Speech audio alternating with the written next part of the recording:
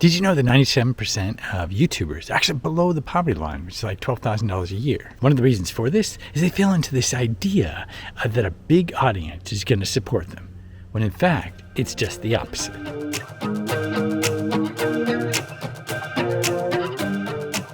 Now, to put this into perspective, here's what a typical YouTuber will make from their audience or from the amount of views they get. So with a $6 CPM on your channel, getting 1,000 views per month would equate to around $6 every single month from ad revenue. Now, since each audience is different, then you can't, do this across the board, because some audiences actually have a bigger return from the ads than others.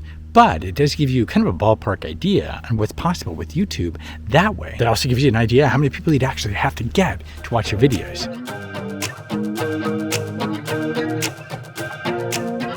Now, depending on where you live in your current economic setup, you need differing amounts to survive in this world, obviously. But let's take an example where you had to have $5,000 a month. Now, if you had to do that and you had a $48 course, then you'd have to sell a little over 100 to get to that point.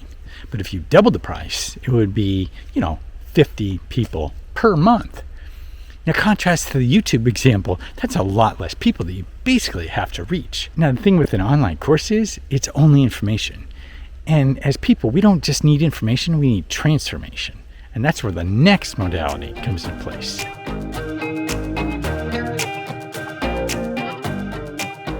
Now, with group coaching, a lot of times people will charge a lot more. And a lot of this comes from the fact that it's much more interactive, and a huge amount of the whole setup is with your audience and the ability to basically have an ongoing education with Q&A sessions and so on. And you get to interact with other people in the group. And this is far more valuable than any sort of online course.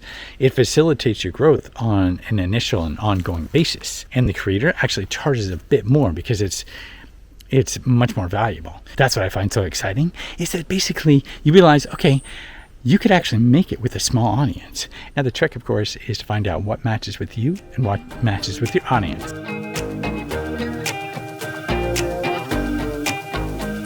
Beyond that, of course, is the trick of content creation, so that you're creating content, but not being on a content creation hamster wheel. After you find your ikigai and delve a bit into what your audience might pay for, then it's a matter of looking at your core philosophies. These are your core principles that you go to time and time again. It's something that when you were working for somebody else within this expertise that you told people over and over and over again. And those core philosophies become the backbone of your actual content that you then point back to over and over and over again. And this becomes your core content so that you're not always asking, what should I create next?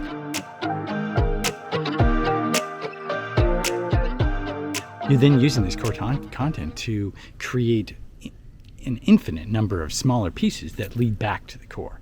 And one of the best ways to do that is with video. One of the hardest things to do, of course, is to start doing video at all. And that's because you need to find your video voice, that natural cadence and rhythm, and develop the voice that you have throughout all this content. But if you've got this core content that you're just kind of reiterating about over and over again, then you get more practiced within the delivery of that.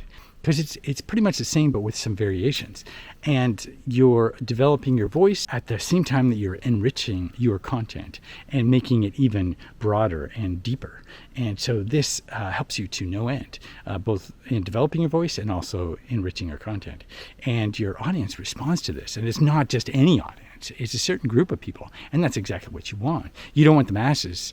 You want specific people that resonate with your content. You can actually reach your audience while you're developing your voice. Now, if you want to know more on developing your video voice, there's a link in the description for that. But the whole idea is, why not get started now? Because now is the time when a lot of people are pivoting, and they're not going to necessarily go towards video. They're going to go towards blogging, which is much, much, much more competitive.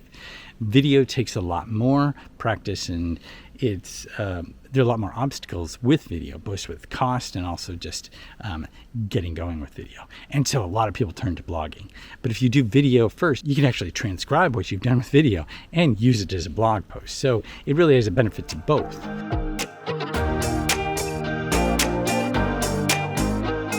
Now, there's some people who will say, look at your channel, you don't know video. Mr. Beast knows video. But if you look at anybody who's analyzed Mr. Beast, which there's more than a couple, you'll look and see that when people try to duplicate a lot of what Mr. Beast does, it really fails. That's because he's got a particular groove. He's got a particular talent or way of creating his videos, and it resonates with his audience. But unless you're doing pretty much the same thing that Mr. Beast is doing, you're really not going to get there the same way. Kind of like looking at all those people who try to copy Peter McKinnon and really just fail. Although there's some techniques that you can definitely get from different people that you can kind of weave into what you do. In the end, what people go for is your own personality, your own spirit, your own way of doing things.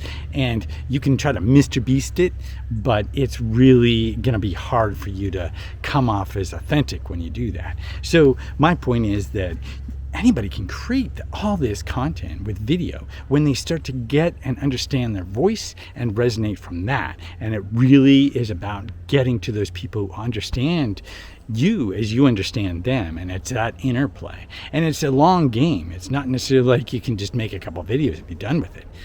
That's what I like about it. It's mastery of craft. It's looking at the whole dynamic of creating video, understanding your audience, and so on.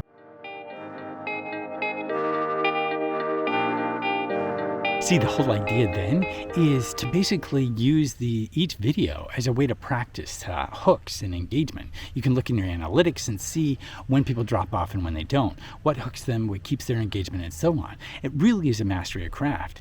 And when you look at all the different people doing YouTube and doing it successfully and not getting burned out, they come at it with that idea in mind, the mastery of craft, rather than, chasing the subscribers, chasing the views, or chasing the monetization. And really the point in this video is that with smaller audiences, which is natural to your own voice, you can actually engage with affiliate products or making your own offer or group coaching or what have you, that can basically make it much easier to serve people more authentically and with a much smaller audience that's more sustainable over the long haul. When you dial all this in, you have location and time-based freedom to basically grow in ways you wouldn't otherwise. It gives up time so you can, research, study what you want spiritually and otherwise.